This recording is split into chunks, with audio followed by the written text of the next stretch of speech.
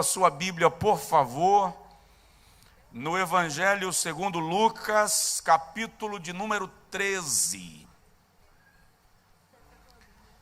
Evangelho segundo Lucas, capítulo de número 13. Nós vamos ler do versículo 6 ao versículo de número 9. É ainda a escola bíblica e eu quero compartilhar uma palavra na perspectiva de reflexão, de estudo bíblico. Se o irmão porventura está com a caneta e a pasta da escola, anote algumas coisas que certamente vão lhe ajudar. E nesta noite toda a igreja está reunida, então o que eu vou falar talvez lhe ajude a observar quando o seu líder, o seu pastor, estivesse sobrecarregando de coisas que Deus não colocou sobre ele. Porque boa parte dos nossos cansaços se dizem respeito àquilo que Deus não nos mandou fazer. E a gente resolve fazer por conta própria. Aí sofremos o dano. Lucas capítulo 13, versículo 6 a 9 diz assim: E dizia esta parábola: um certo homem tinha uma figueira plantada na sua vinha, e foi procurar nela fruto, não o achando. E disse ao vinhateiro: Eis que há 3 anos venho procurar fruto nesta figueira, e não o acho. Corta-a, porque ocupa ainda a terra inutilmente. E respondendo ele, disse-lhe: Senhor, deixa este ano, até que eu a escave em redor e a esterque. E se der fruto, ficará. E se não, depois a mandarás cortar. Diga amém. Coloque assim a mão no peito, por favor, e diga comigo: Senhor, tem misericórdia da minha vida, em nome de Jesus. Amém. Amados, vinha na Bíblia fala da obra de Deus. Tanto Israel no Antigo Testamento é comparado com uma vinha, quanto a igreja no Novo Testamento é chamada de vinha.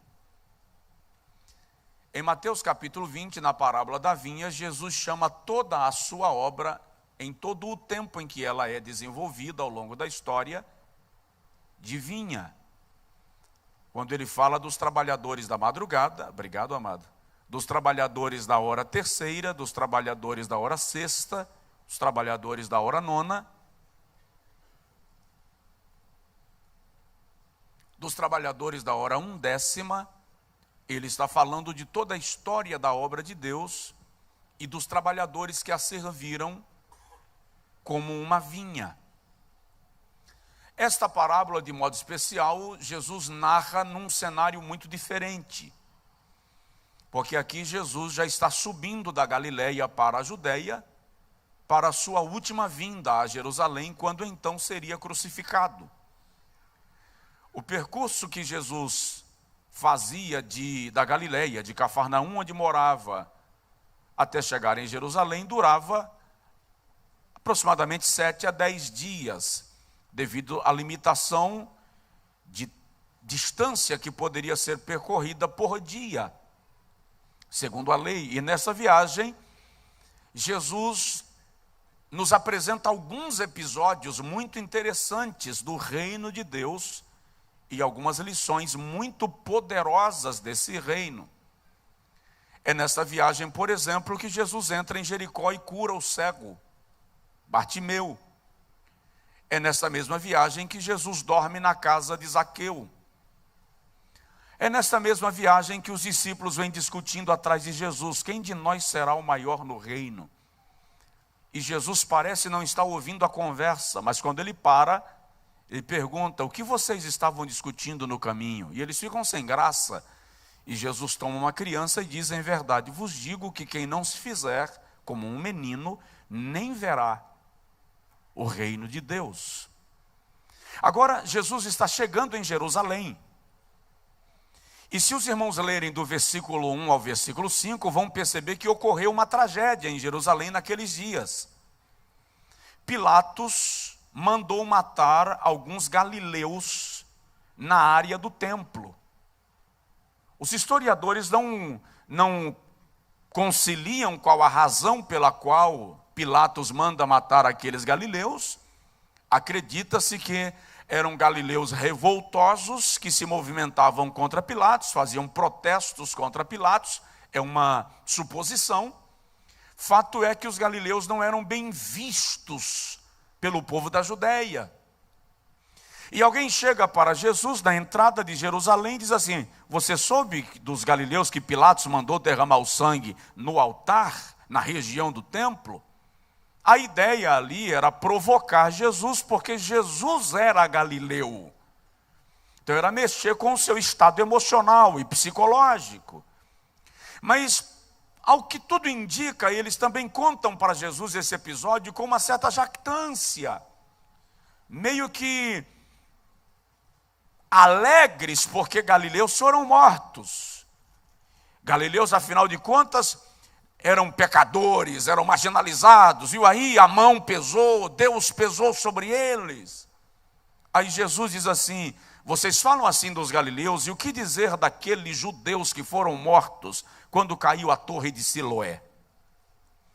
Pensam vocês que os galileus eram mais pecadores do que esses judeus que morreram na torre de Siloé? Ou pensam vocês que os que morreram eram mais pecadores do que vocês que estão vivos?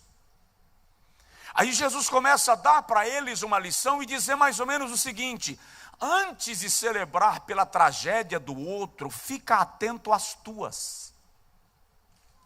Observa as tuas próprias tragédias antes de se ocupar das tragédias alheias. É nesse cenário que Jesus narra esta parábola da figueira infrutífera. Ele diz: um homem tinha uma vinha, e na vinha ele plantou uma figueira. Ora, não era comum, porque vinha é vinha, figueira é figueira. Então parece que ela é uma árvore de estimação. E o dono resolve plantá-la no meio da vinha para cuidar dela de maneira mais especial, para dar a ela um tratamento especial. Mas a figueira não frutifica. E aí é preciso lembrar que se o Senhor da vinha me deu terra, tratamento, zelo, e eu não frutifico, alguma coisa está errada, porque Ele nos chamou para frutificar. Se o meu ministério não frutifica, alguma coisa está fora do lugar. E é sobre isso que eu quero compartilhar nesta noite, falando rapidinho sobre ministérios disfuncionais. Todos que exercem o ministério, um cargo, uma função na igreja, ou na vida secular, pretendem produzir, frutificar. Então, se eu não frutifico, é porque Deus não está me abençoando? Não necessariamente. Eu posso não estar conectado com a bênção, com o propósito e com o projeto para o qual fui estabelecido. Disfuncionalidade diz-se respeito àquilo ou àquele que não cumpre o propósito para o qual foi estabelecido. Então, se a minha mão não cumpre o propósito para o qual ela existe no meu corpo, ela é disfuncional. Não funciona ou funciona de maneira errada. Se o meu ministério não cumpre o propósito para o qual eu fui estabelecido, é um ministério disfuncional. Alguma coisa está fora do lugar. E nesta parábola, a vinha se diz respeito à obra de Deus. A figueira está falando de alguém que está no centro da vinha e que precisa frutificar. O dono da vinha parece ser o próprio Deus, estabelecendo que aqueles que ele plantou, ele quer que frutifique. Provoca aí a pessoa do seu lado e diz para ele: Deus espera que você frutifique. E o vinhateiro parece ser o Espírito Santo cuidando da vinha, da igreja, e cuidando da figueira, para que ela não seja cortada. Em algum momento, João Batista diz assim: o machado já está posto, a raiz da árvore. Em João 15, Jesus diz assim: eu sou a videira verdadeira, meu pai é o avicultor, o agricultor. Todo ramo em mim que não dá fruto, corta, joga no fogo. O que dá fruto, limpa, para que dê mais fruto ainda. Então, presta atenção que esse discurso é duro. Não há tolerância para quem não produz no reino de Deus. Não há tolerância para chamados preguiçosos. Não frutificou, vai cortar. Porém, a pressão para produzir é bem desgastante. A pressão para dar resultado, o pragmatismo espiritual é doentio. E é por conta disso que as pesquisas dizem que a função pastoral está entre as mais estressantes dentre todas. Porque pastorear é estressante. Os irmãos viram no final do ano passado alguns casos de suicídios entre pastores. Deixa eu te explicar uma situação. Aquilo não é fato isolado. Eu tenho estudado sobre isso, e depois que ministrei ano passado num congresso para pastores sobre pastor também tem alma. Que tem gente que pensa que pastor não tem alma, não.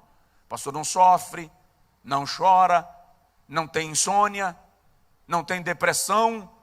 E se entrar em depressão é porque a mão de Deus se retirou dele. Então pastor também tem alma. Então comecei a ler e a pesquisar um pouco mais sobre isso. E tenho visto relatos claros de que muitos casos de mortes de pastores anunciados como acidentes de carro, derrame, infarto, foram suicídios. Que igrejas, ministérios ou famílias, para evitar o escândalo, anunciaram como circunstâncias diferentes, mas que foram causados a propósito por conta de uma situação emocional, psicológica, espiritual, que o indivíduo estava e não conseguiu lidar com ela. Quando isso acontece, o que pode levar um obreiro chamado, um diácono, um pastor, um evangelista, um líder de departamento, a esse nível de estresse, ao ponto dele sucumbir na aflição, na angústia e não conseguir se resgatar. Quando o meu ministério se torna disfuncional, rapidinho eu vou falar sobre isso. Então, primeiro, esse estresse vem sobre mim, sobre nós, e nós nos tornamos disfuncionais quando perdemos tempo, energia e recursos fazendo aquilo que Deus não nos mandou fazer. A primeira coisa que um chamado precisa reconhecer é qual é o propósito da sua chamada. Pastores não são iguais, ministérios não são iguais. Deus chama cada um para um propósito, um tempo e uma etapa da sua obra. Por isso Paulo diz: eu plantei, mas eu não reguei. Quem regou foi Apolo. Paulo planta, Apolo rega e Deus dá o crescimento, porque cada um tem o seu papel no reino de Deus. Quando eu decido fazer tudo, a sobrecarga é muito grande para que nas minhas limitações eu consiga suportar. Então é preciso descobrir qual é o propósito de Deus para o meu ministério e cumpri-lo. Sem falar que a vida do ministro tem fases, tem ciclos. E se nós não percebermos quando um ciclo se fecha para que o outro se abra, nós vamos ficar andando em círculos. Êxodo capítulo 17, num relato claro da vida e do ministério de Moisés, nós vamos perceber que há 3 etapas na vida de Moisés que não podem ser ignoradas. Na primeira etapa, quando os amalequitas vêm contra Israel, a Bíblia Sagrada diz que Moisés está no meio do povo. Moisés está no meio do povo. Lá a partir dos versículos de números 5 até o versículo 16, Moisés está primeiro no meio do povo. Essa é uma etapa. Se o irmão continuar lendo o relato, vai ver que chega um momento que Moisés não está mais no meio do povo. Ele já está à frente. É outra etapa. Um momento é o momento de estar no meio, misturado, sendo reconhecido e tocado. Outro é o momento de estar na frente para apontar o caminho, apontar a direção. Mas é um momento que Moisés nem está no meio do povo, nem à frente. Ele deixa o povo sob cuidados de Josué e vai para o monte. Porque chega um momento na liderança que não é mais a presença do líder, mas a força da sua liderança que impulsiona o povo para o propósito. Quando o líder não entende isso e ele toma muito tempo em algo que Deus não lhe determinou, ele sofre um desgaste violento e o pior, uma frustração, que em alguns casos pode ser insuportável. Então, quando eu quero viver aquilo que Deus não planejou para mim, eu me torno disfuncional. Então, a primeira coisa que eu preciso descobrir é qual é o meu lugar no corpo de Cristo, qual é o meu propósito. Eu sou pastor de igreja? Ou eu sou um professor de escola bíblica? Ou eu sou um evangelista? Eu sou pastor de um campo, ou eu sou pastor de uma congregação? O exército de Israel era dividido em capitães de 10, de 100 e de 1000. E olha, o galardão do capitão de 1000 não é necessariamente maior do que o galardão do capitão de 10, porque o galardão não está estabelecido pelo número de pessoas que você comanda, mas pela missão que você cumpre. Cumpriu a missão? Alcançou o propósito? Chegou ao resultado? É preciso entender isso. Eu estava ouvindo um pastor outro dia, um pastor batista, e ele disse que estava num nível de estresse violento, desenvolvendo a ação pastoral e a função de psicólogo. E quando ele foi conversar com Deus por causa do estresse dele, Deus falou com ele assim: eu lhe permiti ser psicólogo, mas eu lhe chamei para ser pastor. E você não está cumprindo o propósito para o qual eu te chamei. Então Deus te permite ser engenheiro, advogado, médico, professor, mas qual é o propósito para o qual Ele te chamou? Cumpra esse propósito. Alguém consegue dizer amém? Então, às vezes o pastor toma tanto tempo construindo, e Deus olhando para ele diz assim: vem construir tua vida, vem construir tua alma, vem para o quarto da oração. Eu não te quero com a colher de pedreiro, eu te quero com a Bíblia. Eu não te quero lá com a enxada, eu te quero de joelhos. E o camarada lá porque ele precisa apresentar um templo novo e suntuoso. Afinal de contas, é isso que indica que a obra está crescendo. E Deus dizendo para ele: eu não lhe chamei para isso aqui. Olha Davi, vou construir um templo para Deus. E o detalhe, o profeta chegou lá e disse: faça que Deus é contigo. Disse ou não disse? E o que Davi queria construir? Um templo para Deus. Onde está o erro nisso? Nenhum. Quando o profeta chega em casa, o Senhor diz assim: volta, porque você falou com Davi em meu nome aquilo que eu não te mandei falar. Diga para ele que eu não quero um templo construído por ele. A missão dele é acabar com os inimigos de Israel, é organizar a nação. O sucessor dele constrói um templo, ele não, ele conquista território e consolida o reino. Cada um tem um propósito. Salomão não fez uma guerra.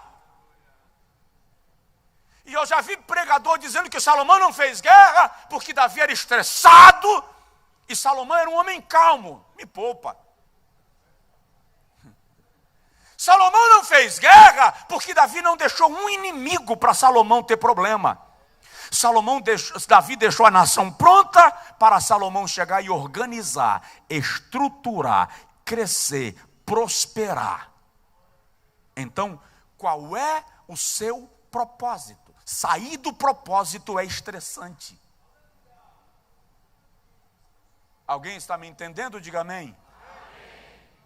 Segundo lugar, quando é que eu me torno disfuncional e o estresse me arrebenta? Quando eu vivo um ministério clonado. Quando eu não sou eu.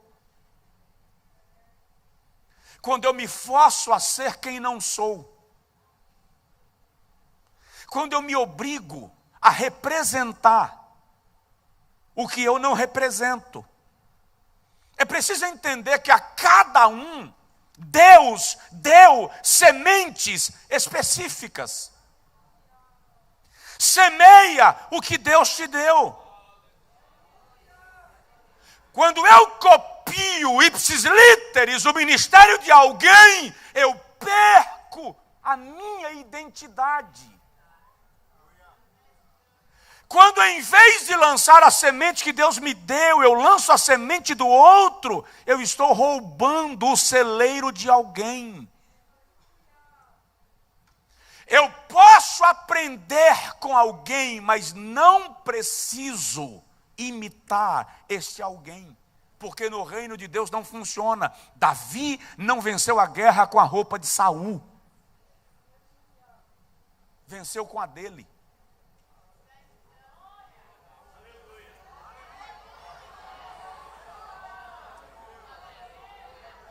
Você não vence guerra com armas alheias. Uma coisa é me inspirar em alguém, outra coisa é copiar alguém. Quando eu padeço da doença, da clonagem, eu mato a minha criatividade. É preciso saber lidar com isto. É preciso executar o que Deus te deu para fazer e acreditar no dom que Ele te confiou. Alguém consegue dizer amém? Amém. Seja você. Provoca aí seu vizinho e fala com ele: seja você. Mas eu não gosto de mim, pastor. Eu não gosto de mim. Outro dia alguém falou comigo: pastor, eu não me suporto. Então dá licença. Porque se tu não te suportas, quem sou eu para ficar aqui? O padrão de amor que eu tenho para com o próximo é o amor que eu tenho por mim. Jesus diz: amarás ao teu próximo como a ti mesmo. Se eu me odeio, como é que eu vou amar alguém, gente? Consegue entender? Lembro agora de uma experiência de Morris Cerullo. Ele disse que terminou de pregar e chegou no hotel muito frustrado e muito chateado. E ele começou a orar e chorar muito. E ele disse que em dado momento o Senhor falou com ele: Morris, o que você tem? Você pregou agora para milhares de pessoas. Milhares delas se converteram. Qual é o seu problema? E ele falou com Deus: eu não gosto de ser Cerullo. Eu não gosto do jeito que eu prego.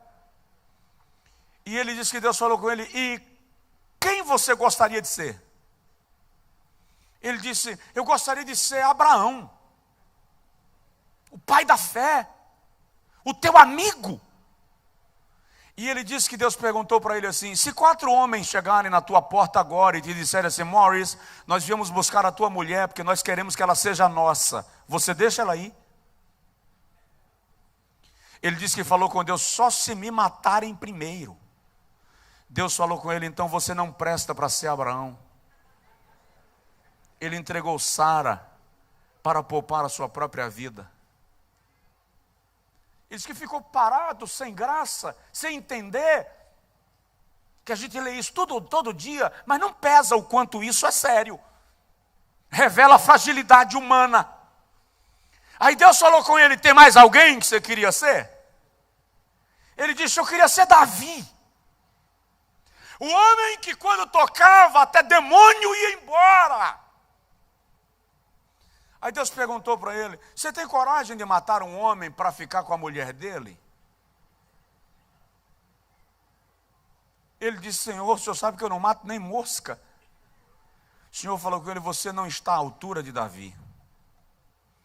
Ele mandou, arquitetou a morte de Urias para ficar com Batseba. Não serve para você. Tem mais alguém? E ele disse a Deus: me deixa ser Moisés. O homem que falava contigo tete a tete. O rosto resplandecia, o mar abriu. E o Senhor perguntou para ele: Morris, se você falar comigo face a face, se diante de você o mar se abrir, e eu te der uma ordem, você será capaz de me desobedecer? Ele disse: Senhor, se o Senhor falar comigo face a face, se o Senhor abrir o mar na minha frente, eu nunca te desobedeço. Deus falou com ele: você não está no nível de Moisés. Eu mandei ele tocar na rocha e ele a feriu. Então você não serve para ser Abraão, você não serve para ser Davi, e você não serve para ser Moisés. Tem mais alguém que você quer ser? Ele disse que começou a chorar como uma criança desconsolada.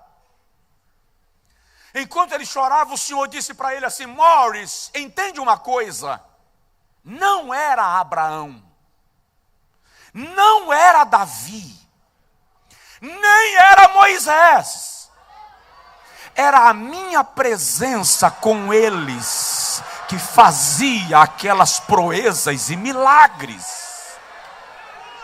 Dá para dar um glória a Deus com força, extraordinário. Então, não queira ser quem Deus não lhe chamou para ser. David Young Cho diz que um dia ele orou e disse: Deus, eu não gosto de pregar assim, eu quero pregar como Billy Graham. E Deus falou com ele: Paul, eu não preciso de 2 Billy Grahams, eu só preciso de um. Assim como eu preciso de um Paul Young Cho, seja você. Não quer falar a verdade? Eu amaria pregar como os pregadores pentecostais. Eu sou pentecostal, tá? Mas tem um amigo meu que diz que eu sou um tradicional disfarçado na Assembleia de Deus. Mas eu gostaria de pregar com os pentecostais, que faz pirueta, carrinho, um povo.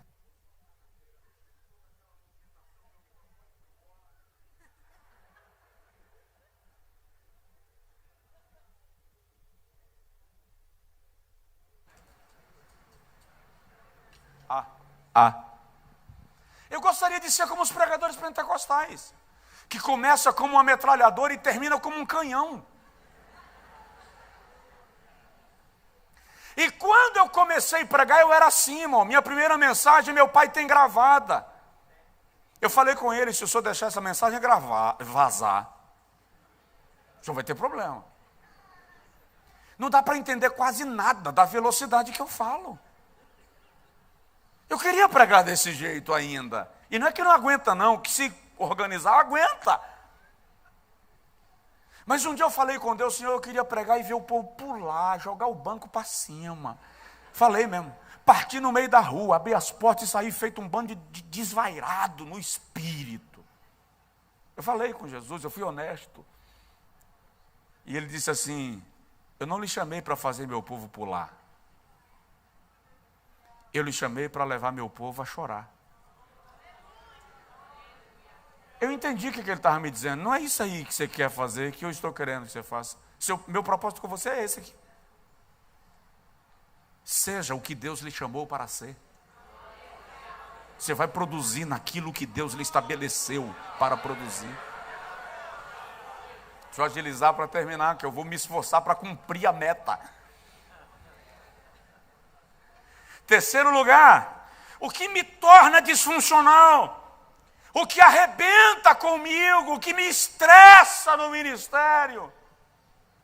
Quando eu desenvolvo um ministério focado na expectativa dos outros. Quando um ministro tem problema de autoafirmação e ele precisa ser aplaudido, elogiado, para se sentir seguro, existe uma lacuna perigosa aberta. Quando ele termina de pregar e se não receber um elogio, ele fica depressivo, angustiado, tem uma margem muito grande para o diabo atuar contra ele e levá-lo a um fracasso daqui para ali. Lembro agora de um pastor que era um grande expositor do brasileiro, e ele dependia, ele já dorme no Senhor, ele diz que quando ele pregava, ele precisava, quando chegava em casa, que a mulher dissesse para ele, meu filho, como Deus te usou hoje. Se ela não dissesse isso, ele não conseguia dormir. E um dia ela esqueceu. E ela foi dormir, e ele ficou caminhando da sala para a cozinha, da cozinha para a biblioteca, subia, descia, ia no jardim, ia no quintal, e a mulher veio, você não vai dormir, homem? Não, eu estou sem sono. E ela não lembrou do bendito do elogio. E ele ajoelhou e orou, e nem o elogio do Espírito Santo servia, tinha que ser o elogio de alguém que estava lá, sentado fisicamente. E ela voltou, você não vai dormir? Não, estou sem sono, eu vou ler um material aqui e tal. Lá para as tantas da madrugada o telefone toca. Quando o telefone tocou, ele disse que uma mulher com a voz sedosa, macia, disse, pastor, como Deus lhe usou hoje à noite. Aí a alma... E ela começou a elogiar o ministério dele. Daqui a pouco ela começou a elogiá-lo como homem. Até que em dado momento, o Espírito Santo mostrou para ele que ele estava caindo numa armadilha ardilosa do diabo. E ele disse assim, minha irmã, como é seu nome? A irmã disse assim, você não me conhece. Ele disse, conheço, eu lembro de você. Ela falou, você lembra de mim? Lembro, você está lá em todo culto. Isso não. Eu sei quem é você. E ela perguntou, e como é que você sabe quem eu sou? Eu disse, porque você já estava no Éden. Serpente.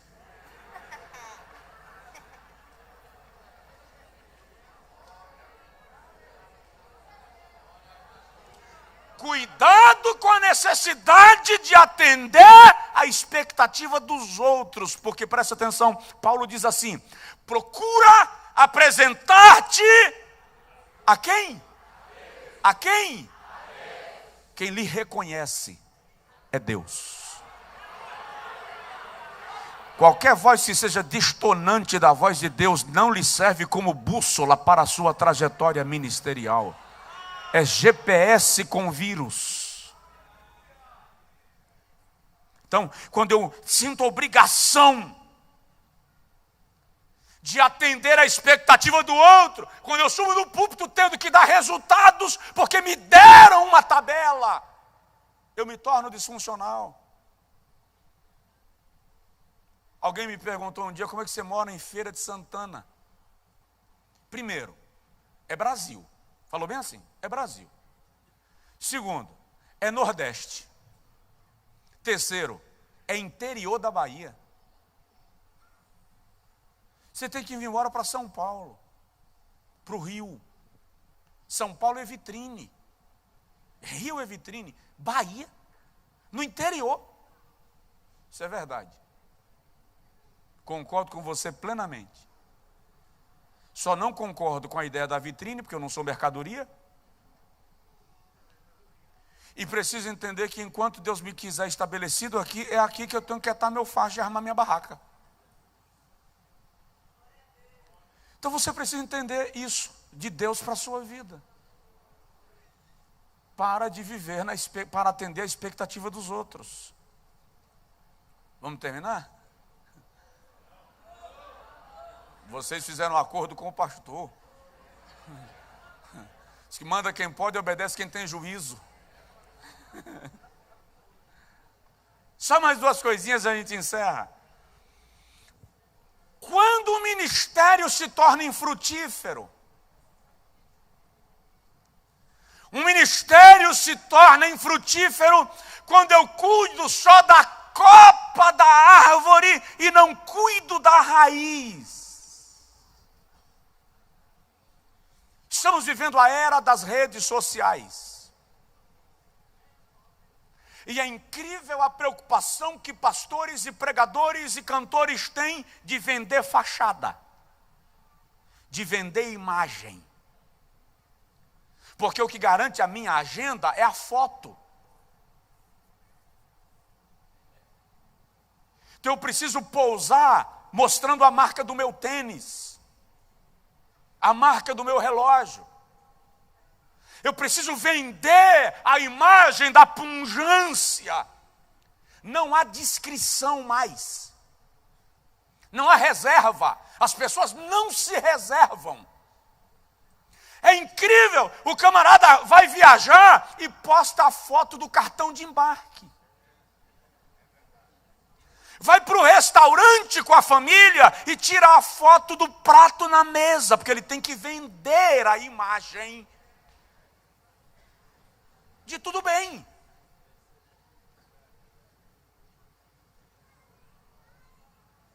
Então, o cuidado é de vender a copa e a raiz.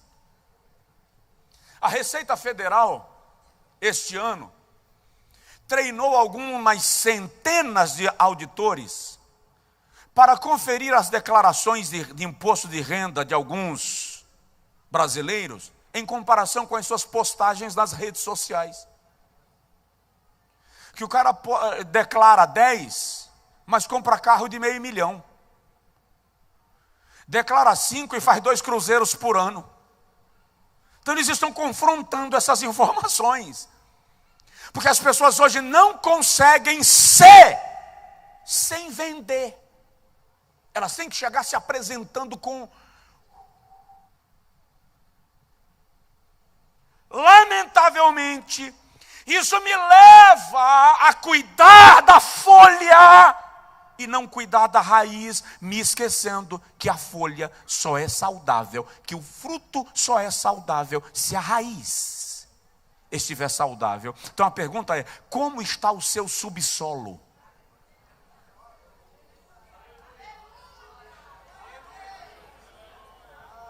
Como está o subsolo? Ei, como está aquela área que ninguém vê? Porque a área que todo mundo vê está linda. E a área que ninguém vê? O que sustenta uma casa não é o telhado, é o alicerce. Ninguém vê o alicerce. Nenhum gestor público faz campanha em cima de rede de esgoto. Porque ninguém vê rede de esgoto. Então ele faz campanha em cima daquilo que pode ser visto. Acontece que a cidade só é limpa porque alguém fez rede de esgoto. E se essa coisa entupir, e todos os dejetos da cidade subirem, você vai ver o quanto rede de esgoto é importante. Como é que está a rede de esgoto?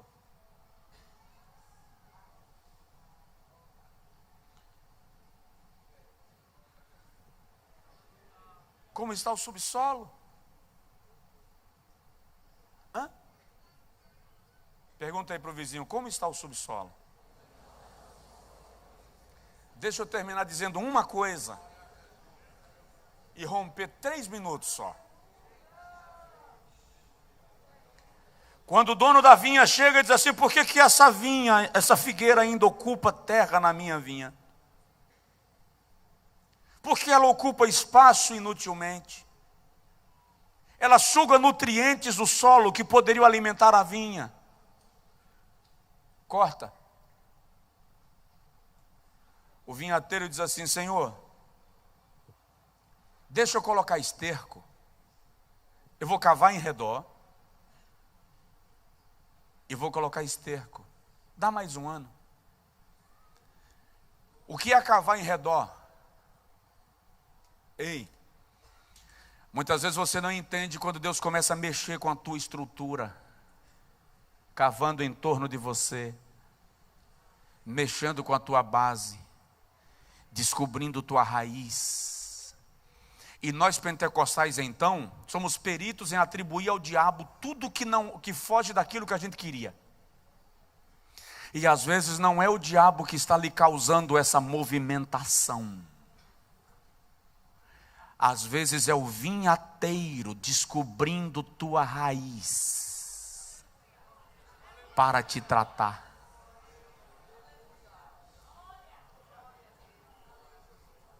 Aleluia. Nem toda tempestade na vida é o diabo que está causando. Deus pode estar mexendo com a sua base para tratar do problema na área que ninguém vê. E depois que ele mexe com a tua base, ele coloca o que lá para a figueira frutificar? Esterco. O que é esterco? Cocô. Fezes. Coisa ruim. Ei, aprende a fazer das coisas ruins do teu ministério vitaminas para te fazer frutificar. Decepção, frustração, traição, abandono, incompreensão é esterco. Ele serve para alguma coisa, lhe robustece, alimenta a raiz, trata você no íntimo, mexe com o caráter, cuida da sua natureza. Choreba, chorianto da maia. Fica de pé, por favor.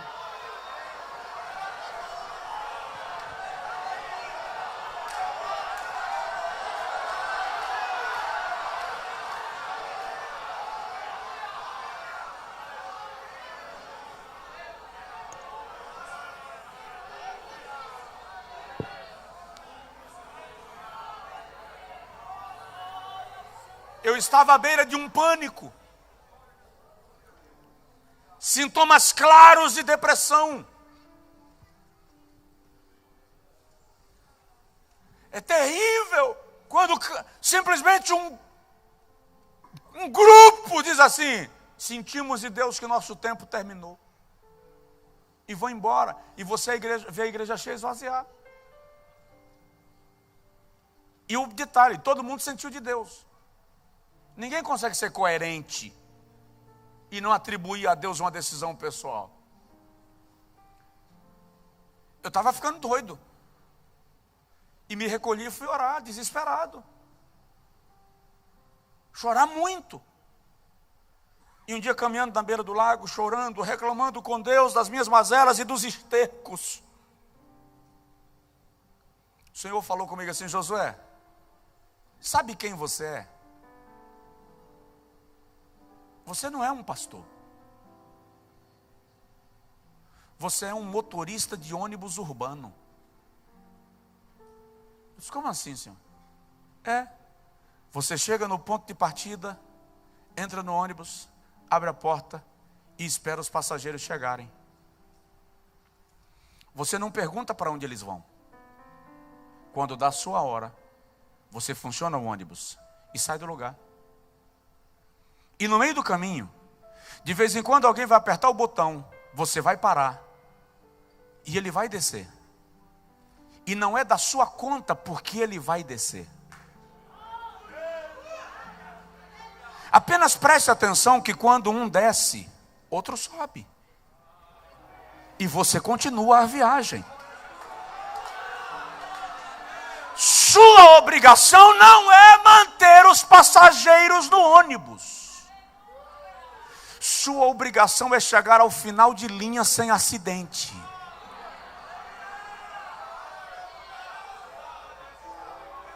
Aquilo me trouxe um alívio, me tirou uma carga de tonelada do juízo, porque eu percebi que eu sou apenas o motorista de um ônibus. Eu só tenho que levar. Às vezes eu preciso parar, depois eu volto a viajar e vou caminhando. Faça dos estercos algo útil para o seu ministério. Vamos orar. Nem tudo de ruim é de todo ruim. Deus sabe reutilizar cada situação para o crescimento da nossa vida nele. Não se traumatize, não se martirize, não adoeça, não fique sem dormir, não alimente decepção, não alimente frustração, não pergunte a Deus o que eu fiz, onde eu errei, por quê. Para de perguntar, caminha, dirige o ônibus, vai até o final de linha.